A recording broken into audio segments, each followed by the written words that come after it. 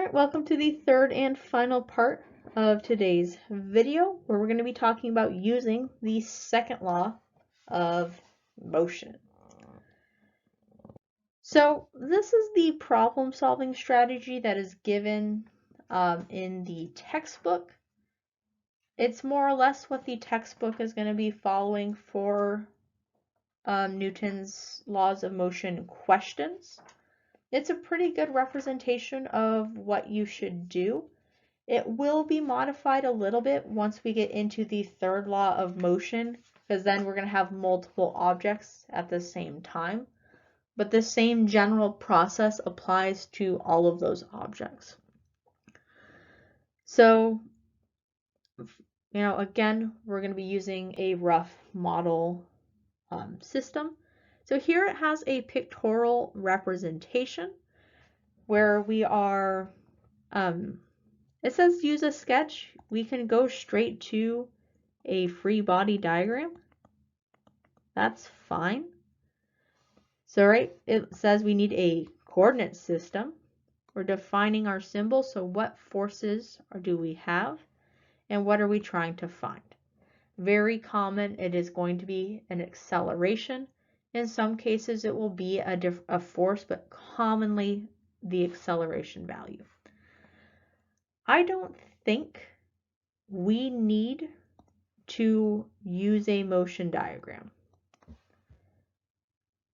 The reason it has you solve using a motion diagram is the textbook likes to put the net force vector onto the free body diagram, but like I said, I'm not looking for that, so we don't need that. It has the third step being draw the free body diagram. I'm okay if you do these two things at the same time.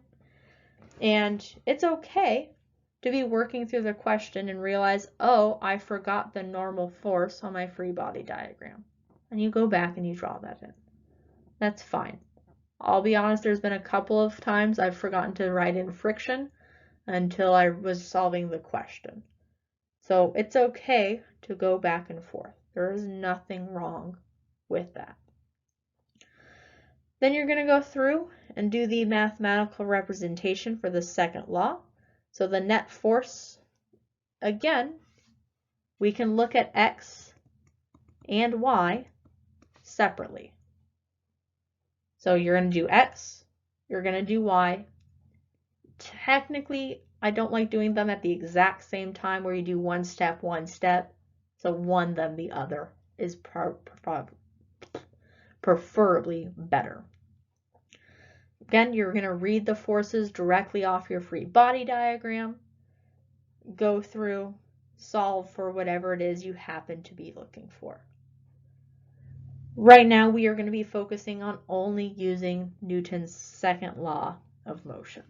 So let's go ahead and try that in an example. So we're going to do number 8. So in this situation, we are finding the acceleration value, AX and AY. So what I'd like you to do is go through and solve this question after drawing a free body diagram. Okay, so let's draw a free body diagram. Conveniently, again, in this picture, we have all of our forces given to us. I'm going to call this first one force 1, the downward pointing one force 2, and then technically we have force 3 given. However, the textbook does give us the component values, so we don't need to find our values. I don't know what that was, 3x. So force 1 is given as exactly 2 newtons. Force 2 is 3 newtons. 3x is 4 newtons. And 3y is 3 newtons. So in this case, we don't have to worry about finding components. It was already done for us. So we have our free body diagram. Now we need to make sure we have a coordinate system so we can make sure that when we add our forces together, we have the correct signs associated with it. So let's go ahead and let's look at solving for the acceleration on the next couple of slides. So let's look at the definition of, in this case, we're just going to make it generic. Force is equal to mass times acceleration. So to find acceleration, we would have force divided by mass. Well, this force here happens to be the net force. So we can solve for the acceleration x by looking at the net force in x divided by m. So we can take the sum of all forces in x divided by mass. So here I've written out both formats that you can go through and write this out in. If you just want to write ax is equal to, or sorry, let me write out all three versions. I'm okay with any one of these three versions for writing out Newton's second law of motion. Personally, this is the one that I tend to use because it's the easiest and laziest version of them. I will try my best to be a little bit more formal with my definitions, but there's a pretty good chance I'm going to mess up and just write out Fx. It means the net force in the x direction, or the sum of all the x components. That's what it means. Just lazy, and I don't write out all the extra parts. So if I don't want to write them out, I'm not going to make you write them out. So it's okay if you want to use a different abbreviation. Again, just identify it and use that same identification throughout. So let's go through and add all of our forces in the x direction. Again, I start at noon, work my way down. So force 1 is positive, force 2 is 0, force 3 in the x direction is negative, and I need to divide it by the mass. So I can simplify this down because I do have the numbers given to me. I'm going to have 2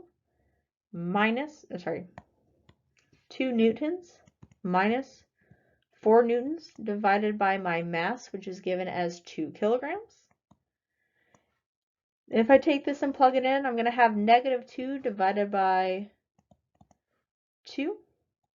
So my acceleration in the x direction is going to be negative 1.0 meters per second squared. So here, again, I didn't need to worry about breaking my force into components. That was done for me. So I just needed to make sure I added all of my forces in the x direction correctly. For those pointing to the left, based on my coordinate system, those are negative. Those pointing to the right need to be positive.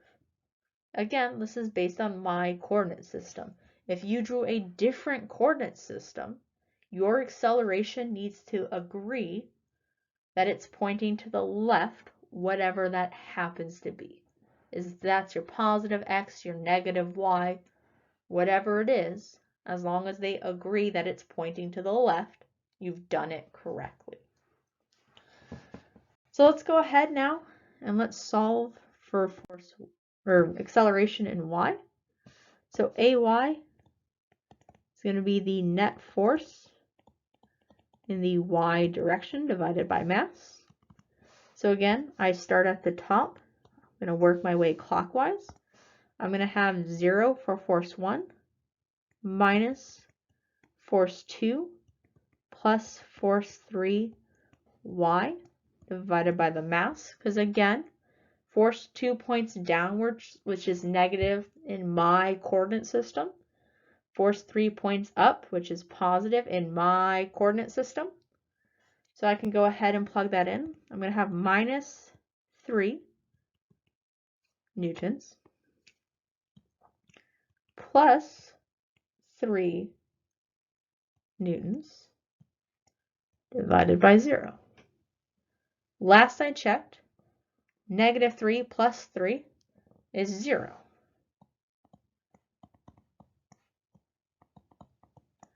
My acceleration in the y direction is 0 meters per second squared. So here, I've used Newton's second law and accidentally found out that I actually have Newton's first law being applied in my y direction, where my net force in y is 0. However, my net force in x is not 0. So our object is only accelerating to the left in this question. And this is something that we're going to be using moving forward, is that we don't have to accelerate in both x and y. We can accelerate in the different directions with either different values, or have the first law in one direction and the second law in the other direction. So that's going to wrap it up for today's lecture. Make sure to take the lecture quiz if you haven't already, and please ask questions if you have them. Wednesday's lecture is going to build up, assuming you understand kind of in general ways, the first law and the second law. We're still going to take problem solving slow, but you need to know the difference between the first law and second law. You need to understand we do x and y separate. So please ask questions if you have them. This is going to really be built on next time. So please, again, ask questions if you have them.